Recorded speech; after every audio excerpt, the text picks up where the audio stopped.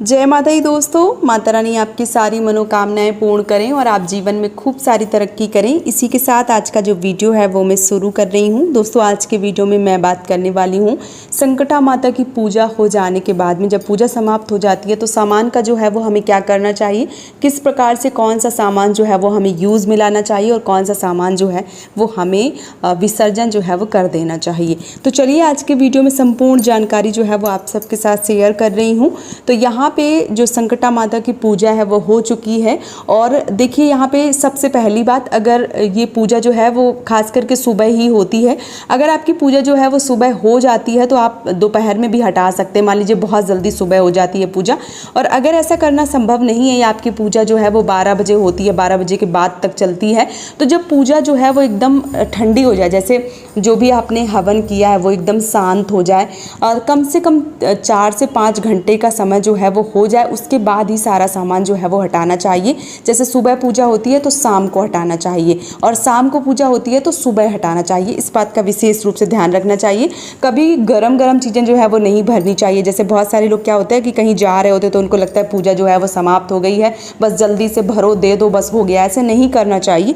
पूजा जो है वो जब तक शांत अच्छे से हो न जाए तब तक हमें कोई भी चीज़ जो है वो विसर्जन नहीं करना चाहिए। अच्छा, विसर्जन में क्या क्या विसर्जन करना चाहिए तो चलिए मैं आप सबके साथ शेयर कर देती हूँ। यहाँ पे जो हवन है वो मैंने किया था, तो यहाँ पे जो राख है हवन की वो रखी हुई है। तो ये जो है वो भी हम क्या करेंगे, कोई भी एक प्लास्टिक जो है वो ले लेंगे, कोई भी कैरी बैग, उसमें जो है वो इकट्ठा करते जाएंगे सारा सामान। तो यहाँ पे जो फूल है वो भी हम इकट्ठा कर रहे हैं। उसके साथ ही साथ जो हमने गौर लिए हैं वो भी जाएंगे साथ में, क्योंकि मिट्टी के गौर होते हैं तो इनको भी जो है वो विसर्जन किया जाता है। तो जो भी सामान आपके यूज़ में आने वाला है वो आपको यूज़ में लेना है, और जो यूज़ में नहीं लाते हैं उस सामान को विसर्जन कर दिया जाता है। जैसे ये गौर हो गए, फूल हो गए, या जैसे मान लीजिए ये राख हो गई, तो ये सारा सामान जो है वो विसर्जन में जाता है। साथ ही साथ कलश के ऊपर रखा अनाज जो है वो आप चिड़ियों को भी दे सकते हैं। जैसे चावल होते हैं, कई बार गेहूँ होते हैं, तो आप चिड़ियों को खिला सकते हैं इसमें अगर डालते हैं। और अगर पानी में विसर्जन करने जा रहे हैं तब भी कहीं ख़राब नहीं है, क्योंकि मछलियाँ वगैरह जो है वो पानी में होती हैं तो वो भी चावल जो है वो खा लेती हैं या गेहूं जो है वो खा लेती हैं, तो आप पानी में भी डाल सकते हैं।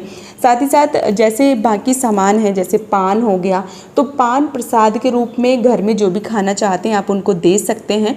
या जैसे ये मीठा प्रसाद हो गया, ये भी प्रसाद के रूप में आप वितरित कर सकते हैं। जो भी आपने श्रृंगार का सामान चढ़ाया है वो आप अपने यूज़ में ला सकते हैं।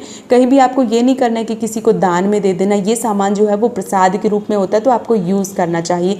तभी आप जब पूजा करते हैं तो जो भी सामान लाएं ऐसा सामान लाएं जो आप यूज़ कर पाएँ। ऐसा नहीं है कि कोई भी सामान लेके आ जाएं कि चलो दूसरों को लगाना ही तो है, बस बाद में क्या है पड़ा घूमता रहेगा। ऐसे नहीं करना चाहिए। ये जो सामान है वो आप अच्छे से अच्छा सामान लाएं, या ऐसा सामान लाएं जो आप यूज़ कर पाएँ। फेंकने की नौबत जो है वो ना आए, क्योंकि ये श्रृंगार होता है और एक तरीके से प्रसाद होता है, तो इस बात का विशेष रूप से ध्यान रखें।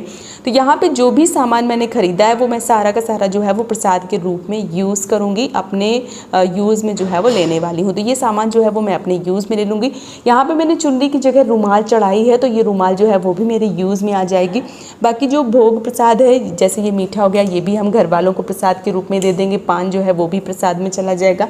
बाकी जैसे फूल हो गया, गौर हो गया, या जो राख है, ये सब जो है वो पानी में विसर्जन किया जाता है। ये जो कलश का पानी है, ये कलश का पानी आप किसी भी पेड़ की जड़ में डाल सकते हैं, सर्वोत्तम है। अगर ऐसा करना संभव नहीं है तो मान लीजिए कई बार तुलसी में बहुत सारे लोग डाल देते हैं। अगर मान लीजिए पेड़ पौधे भी नहीं है तो एक किनारे जो है वो डाल दीजिए जहाँ किसी के पैर ना पड़े। इस बात का आपको जो ध्यान है वो रखना चाहिए। लौंग और इलायची, अगर आपने पान के पत्ते से वीड़ा बतासा जो है वो चढ़ाया है तो आपको पानी में विसर्जन कर देना चाहिए। अगर आपने मीठा पान जो है वो चढ़ाया है तो ये आपको खा लेना चाहिए, ये प्रसाद होता है। और जो पान का पत्ता होता है या लौंग इलायची बतासा होता है वो आपको पानी में विसर्जन कर देना चाहिए। तो मेरे कहने का उद्देश्य यही है कि जो आपके यूज़ में आ सकता है वो आपको यूज़ कर लेना चाहिए। जो यूज़ में नहीं आता है उन सारी सामग्री को विसर्जन जो है वो कर देना चाहिए। साथ ही साथ जो चौक होता है, जो हम नीचे चौक जो है वो डालते हैं, इसको अपनी साड़ी के पल्लू से जो है वो इस प्रकार से ज़रूर हटा देना चाहिए। किसी के पैर जो है वो नहीं पड़ने चाहिए, इस बात का विशेष रूप से ध्यान रखना चाहिए। तो ये विसर्जन का छोटा सा वीडियो, उम्मीद करती हूँ कि आप सबको काफ़ी अच्छे से समझ में आ गया होगा। वीडियो अगर पसंद आया है तो आप मुझे ज़्यादा से ज़्यादा सपोर्ट करें, इस चैनल को सब्सक्राइब करके। आज का वीडियो यहीं पे समाप्त कर रही हूँ दोस्तों। जय माता दी।